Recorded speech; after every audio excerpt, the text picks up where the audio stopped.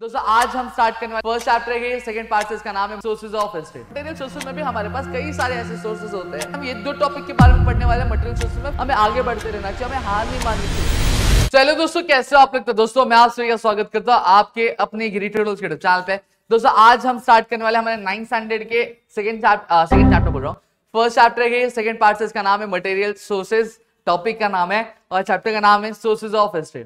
Already previous lecture में मैंने आपको कई सारी चीजें समझाई थी कि सोर्सेज क्या होते हैं, सोर्सेज ऑफ हिस्ट्री क्या है, मॉडर्न पीरियड में कौन से सोर्सेज है, इन सारी चीजों के बारे में मैंने बताया था। आज ये मेरी दूसरी वीडियो होने वाली है और आज ये हमारा पूरा का पूरा जो चैप्टर है वो हम एंड कर देंगे। तो चलिए समय लगा हुआ है, शुरुआत करते हैं चीजों की।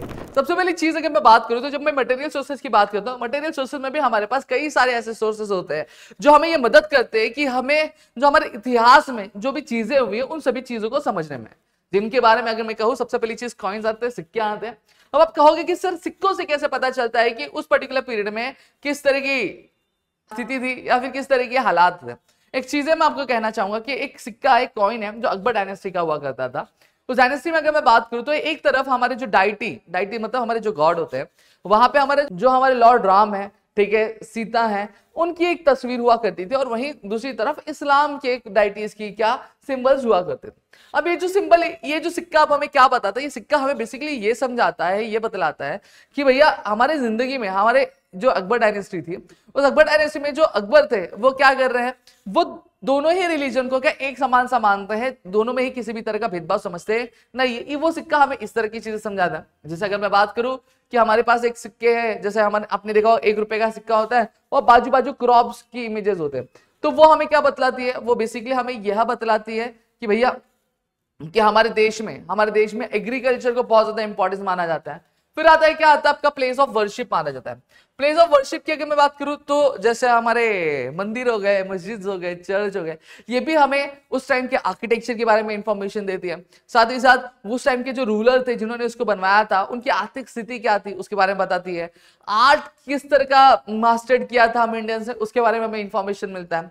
फिर दूसरा क्या आता है, रॉयल सील। रॉयल सील क्या होता है, बेसिकली जो स्टैंप होते हैं, जिसको आज की डेट में हम स्टैंप बोलते हैं, वो रॉयल सील्स होते हैं। ऑर्नामेंट्स क्या होते हैं, जो अलग अलग ऑब्जेक्ट्स होते हैं उसको ऑर्नामेंट्स बोला जाता है।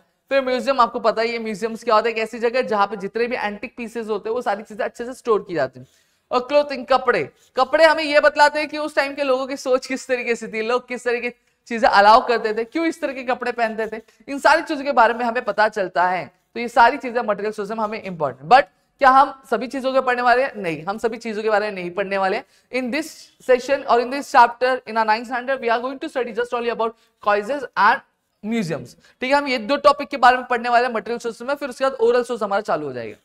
सबसे पहली चीज कॉइन्स की बात करूं, कॉइन्स और जो करेंसी नोट्स है, ये हमें हिस्ट्री के बारे में समझने में हेल्प करते हैं। अब कैसे समझने में हेल्प करते हैं, ये अभी मैंने थोड़ी देर पहले आपको समझाया था। ठीक है, करेंसी नोट जो है वो इंडिया में किसके द्वारा प्रिंट किया जाता है, RBI, that is reserve bank of India द्वारा क्या किया जाता है, प्रिंट किया जाता है। फिर वहीं पे आरबीआई का जो हेड ऑफिस है वो कहां पे, आपका मुंबई में। अब जो कॉइन्स है, कॉइन्स 1950 से लेकर आज तक ये हमें कई सारी यूजफुल इंफॉर्मेशन देती है। जैसे फॉर एग्जांपल ये जो different metal use to make coins, अब अलग अलग जो बोलते हैं ना मिनरल्स यूज किए गए, जो मेटल्स यूज किए गए कॉइन्स को बनाने के लिए, वो हमें पता चलता है। साथ ही साथ सिक्कों के जो शेप थे बहुत अलग अलग चेंज, अभी जैसे मैंने हेक्सागोन शेप भी देखा है, मैंने सर्कल शेप देखा है, सर्कल में मैंने कुछ कॉइन्स ऐसे भी देखे जिसका विड्थ बहुत मोटा था, कुछ कॉइन्स देखे थे जिसका साइज थोड़ा सा बड़ा था। तो ऐसे अलग अलग तरह के सिक्के भी देखे और ये हमें क्या मैसेज और थीम देती है, मैसेज और थीम जो है कॉइन्स पे जो हमें दिया उसके बारे में पता चलता है। जैसे मैंने अभी दिया था 1 रुपए का सिक्का, बाजू बाजू में क्या दिया हुआ है, क्रॉप्स, एग्रीकल्चर क्रॉप्स का इमेज दिया है। तो ये हमें किसके बारे में बताते हैं, ये हमें बताते हैं कि देश में हमारे किस तरीके से एग्रीकल्चर क्या हो रहा है, ग्रो कर रहा है।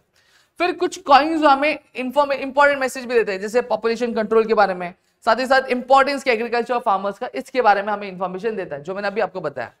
फिर आता है म्यूजियम। अब म्यूजियम एक ऐसी चीज है कि हर एक स्टेट जो है इंडिया में, उन सभी के पास अपना खुद का एक म्यूजियम है। ये म्यूजियम जो है हमें कल्चर और जो ट्रेडिशन है स्टेट का उसके बारे में बताती है। सही बात है, जैसे महाराष्ट्र में अगर मैं बात करूं, in Maharashtra we do have a museum, such museums. ठीक है, म्यूजियम हमारे जो महाराष्ट्र के कल्चर्स है, जो हमारे मराठी कल्चर्स है, उनको प्रमोट करते हैं, उनके बारे में हमें इंफॉर्मेशन देती है। आज के जो लोग हैं जो कहीं ना कहीं हमारे कल्चर से, हमारे ट्रेडिशन से थोड़ा सा अननॉलेज्ड है या फिर उनको नॉलेज नहीं है, ठीक है, तो वो उस चीज को क्या उन तक क्या पहुंचाने में हेल्प करती है। साथ ही साथ ये जो म्यूजियम्स होती है ये हमें हेल्प करती है कि हमारे इतिहास को हम और अच्छे से जान पाए और अच्छे तरीके से पहचान पाए। एग्जाम्पल छत्रपति शिवाजी महाराज म्यूजियम जो कि मुंबई में। फिर साथ ही साथ कुछ प्राइवेट म्यूजियम्स भी होते हैं जो किसके द्वारा बनाए, जो गवर्नमेंट द्वारा नहीं बनाए जाते, कुछ प्राइवेट कलेक्टर्स होते हैं जिनको बहुत अच्छा लगता है, इन सब चीजों में इंटरेस्ट होता है, वो कॉइन्स कहीं से इकट्ठा करके लेकर आएंगे, कहीं से मैप्स कुछ इकट्ठा करके लाएं, कहीं से क्लोथ्स इकट्ठा करके लेकर आएंगे, वो भी अपने लेवल पे क्या चीजें कलेक्ट करते हैं, ठीक है। और वो सभी सब्जेक्ट देखो, स्पेशल सब्जेक्ट जैसे कॉइन्स, करेंसी नोट्स, लैंप्स पे हो गया, नट क्रैकर्स हो गया, क्रिकेट के आइटम्स हो गए। देखो कुछ लोग होते हैं जिनको क्रिकेट का बहुत ज्यादा शौक होता है, तो वो बैट जमा करके आएंगे, बॉल्स जमा करेंगे। बैट कैसा कि भैया जिसे 6 मारे गए, 6 के 6 छक्के मारे गए थे एक ओवर में, वैसे बैट्स वैसे बॉल्स वो जमा करके क्या रखते कि लोग आए और लोगों को मजा है, जो बेसिकली जो लवर है क्रिकेट के, तो वो चीजें जाके देखते हैं, ठीक है। नेक्स्ट क्या आता है आपका ओरल सोर्स। ओरल सोर्स मेरे ख्याल से आपको बताने की जरूरत नहीं, ओरल सोर्स क्या होता है। ऐसी कोई भी जो इन्फॉर्मेशन जो हमें वर्बली मिलती है हिस्ट्री के बारे में, उसे हम लोग ओरल सोर्सेस बोलेंगे, ठीक है।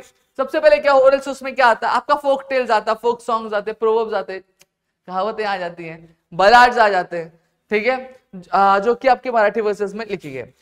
ये सोर्सेस हमें हेल्प करते हैं कि जो कल्चर के जो आपके इमोशंस होते हैं, ठीक है, उसको समझने में हेल्प करते हैं। जो पास के लोग के इमोशंस क्या आते हैं, उनकी फीलिंग्स क्या आती है, उनको जानने में हमें हेल्प करते हैं।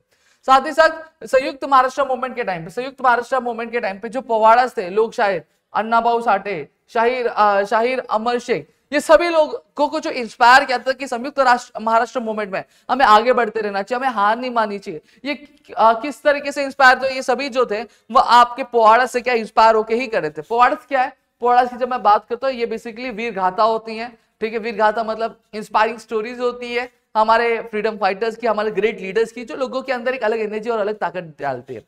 फिर आता है ऑडियो विजुअल सोर्सेस। ये भी मैंने चीज आपको समझाई है। ऑडियो विजुअल सोर्सेस क्या होते हैं, एक ऐसी चीज जिसको आप सुन भी सकते हैं, देख भी सकते हैं, जैसे आप मुझे देख रहे हो, तो ये मैं क्या हो गया, मैं एक ऑडियो विजुअल सोर्स हो गया।